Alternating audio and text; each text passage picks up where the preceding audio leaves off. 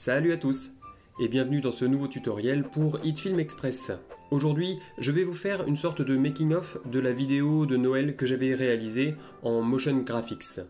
Ça va être intéressant si vous voulez découvrir un petit peu comment on fait de l'animation avec HitFilm, et notamment je vais vous montrer comment j'ai fait l'animation de la neige. Allez, c'est parti, on va voir tout ça.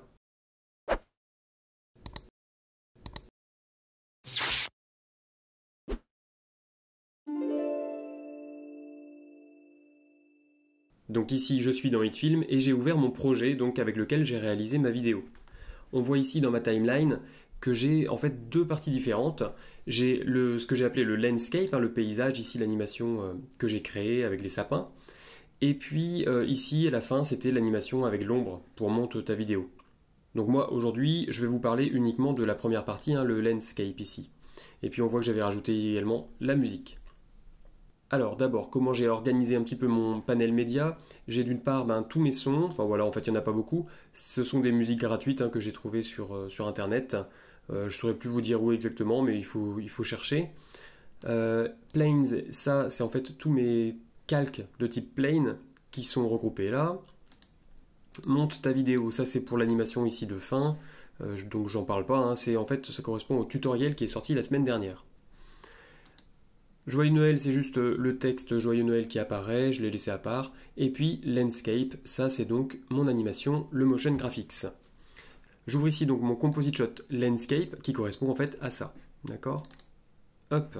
Alors, me voilà donc dans le composite shot Landscape qui est de loin le plus compliqué de toute l'animation.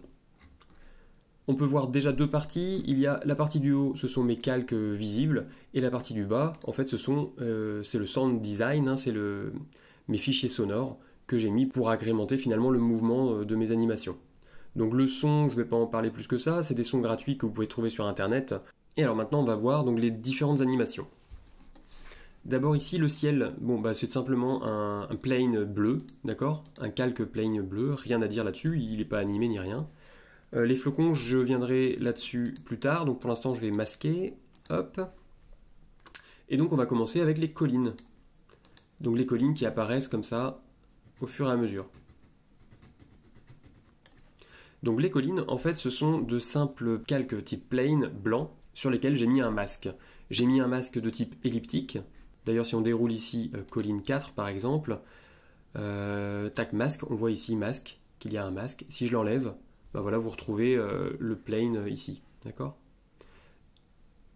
Et si je vais sur mon masque, et voilà, ici vous voyez la forme de mon masque.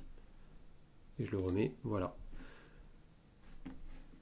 Sur la colline 4 et la colline 3, j'ai rajouté aussi en plus une diminution de l'opacité pour qu'il y ait un effet de transparence comme ça, pour que ça accentue l'effet d'éloignement.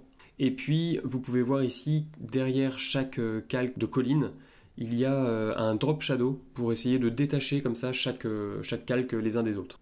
Et ça, on retrouve ça ici, Effects, Drop Shadow. Et c'est pareil pour chaque colline, la colline 3, hop, Effects, il y a un Drop Shadow, il y a un masque aussi, et puis l'opacité pour la colline 3 est à 80%, et pour la 1 et la 2, je crois que l'opacité est à 100%, opacité 100%, voilà. Mais encore, on va retrouver le Drop Shadow et le masque, d'accord? Donc ça, c'était pour les collines. Collapse All, voilà. Et donc pour les animer, les collines, j'ai tout simplement animé sur la position, hop, transform, voilà, avec des images clés, animé sur la position. Et avec un effet de rebond ici. Et voilà. Et là ensuite, la colline 2, et voilà, colline 3, colline 4. Tout simplement. Donc les collines, c'était vraiment la chose la plus simple à faire. Ensuite, on va passer donc aux sapins. Alors les sapins, c'était simple à animer, l'animation c'est comme les collines, on les voit apparaître ici, tac, tac, tac, tac. Par contre, les sapins, je les ai dessinés grâce à HitFilm, et là je vais vous montrer donc comment j'ai fait. Ici, je vais dans mon dossier sapin, et j'ai deux composite shots différents. Donc le premier c'est le sapin A, tac, et sapin A, en fait c'est ma forme de sapin que j'ai prédessiné. Pour ça, en fait, il y a trois planes blancs, pour lesquels j'ai utilisé un masque pour en faire cette forme-là de sapin. Regardez, si je masque le 2 et le 3, en fait, il me reste ça. Et cette forme-là, donc je l'ai faite avec un masque, tac, ici masque, tout simplement, un masque manuel. Et là, on voit la forme de mon masque arrondi comme ça. Une fois que j'en avais fait un, en fait, je l'ai dupliqué, j'ai modifié un petit peu son échelle. D'ailleurs, on doit pouvoir voir ici. Transform, scale, voilà, scale 100%. Si on voit sur le 2, ici masque. Ah non, bah du coup j'ai mis l'échelle ici. Voilà, ici scale 80%. J'ai pas mis l'échelle sur le masque, en fait j'ai mis l'échelle, pardon, sur la forme. Ici, échelle scale 72%.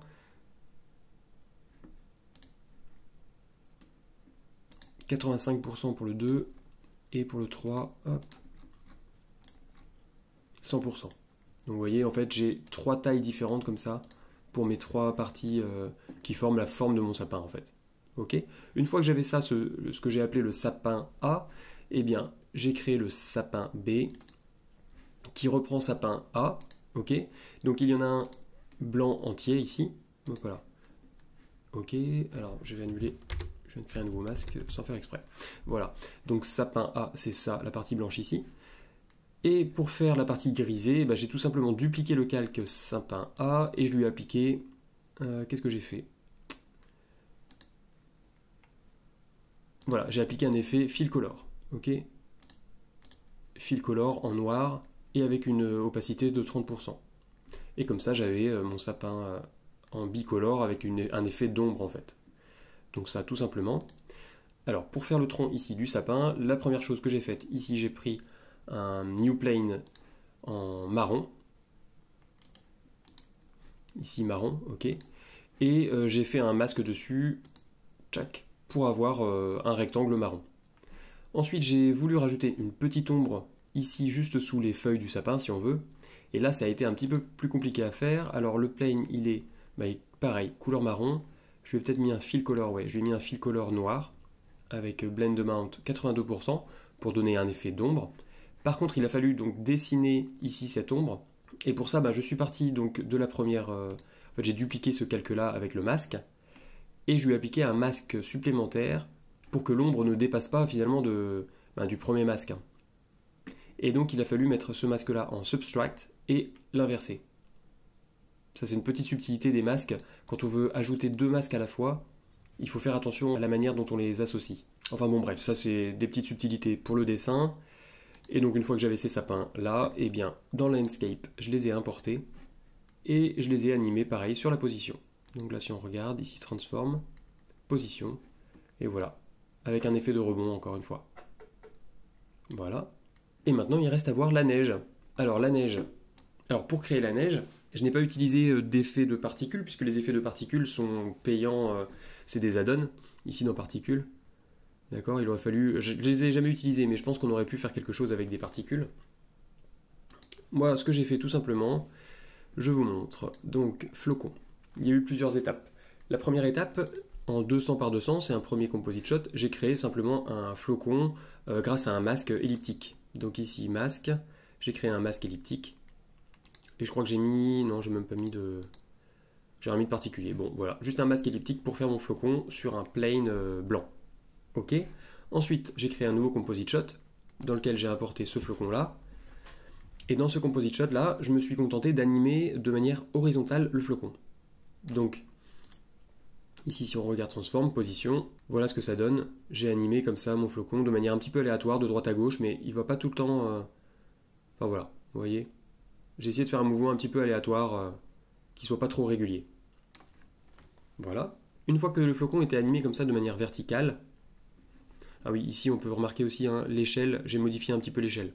Ça je vous laisse aussi voir, il faut adapter pour que le flocon ait la taille que vous voulez dans le résultat final. Donc, une fois qu'il est animé de manière horizontale, je l'ai animé de manière verticale. Pour ça j'ai fait un composite shot en 600 par 2000 pixels. Et là je me suis contenté d'animer sur la position mais uniquement de manière verticale.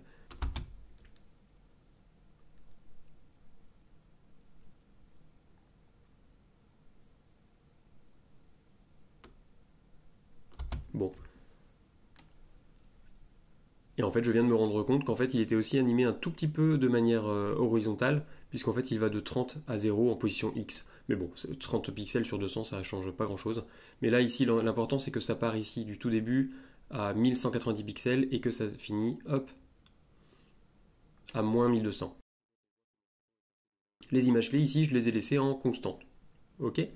Ensuite, une fois que j'avais cette animation ici de flocon, du coup qui était animée de manière horizontale et verticale, et ben j'ai pu créer ce que j'ai appelé un layer flocon où j'associe plusieurs flocons. Alors là, c'est simplement un copier-coller des flocons et que je fais apparaître progressivement comme ça tout le long du calque, enfin tout le long de l'animation. Et pour que ça ait un petit peu l'air naturel, hein, ils partent pas tous du même endroit, donc on peut regarder ici, je les ai fait en fait apparaître ici position, donc 0, il apparaît au milieu. Le deuxième, je l'ai fait apparaître moins 275, donc il apparaît un petit peu décalé. Ensuite le troisième, moins 550, il apparaît aussi décalé, etc., etc. Ils apparaissent tous en fait à un endroit différent de l'écran. Ce qui fait que ça va recouvrir à peu près tout l'écran au fur et à mesure, quoi.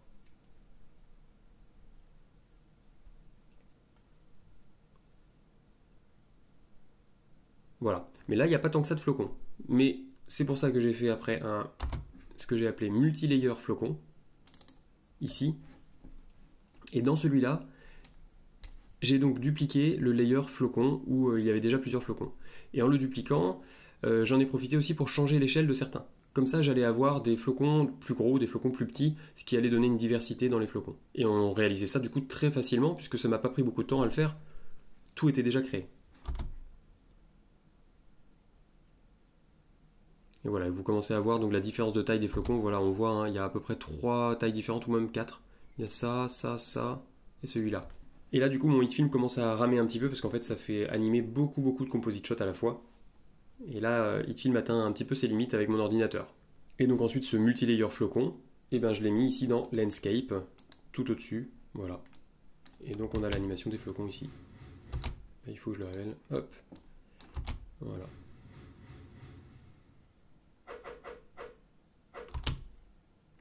Donc voilà. Bon. Eh bien, j'espère que ce tutoriel vous a intéressé. Comme ça, vous avez pu voir comment on réalise une animation finalement très simplement. Il n'y a pas besoin de se prendre plus que ça la tête. Alors, il y a des petites techniques quand même de masque hein, qu'il faut maîtriser, mais après quelques essais, ça fonctionne bien. C'est la fin de cette vidéo. Si tu veux apprendre à utiliser le logiciel HitFilm Express et que tu veux progresser dans le montage vidéo, alors télécharge mon guide, il est gratuit, le lien est dans la description. Et surtout, abonne-toi à la chaîne, il y a d'autres vidéos à venir. Je te dis à très vite, ciao!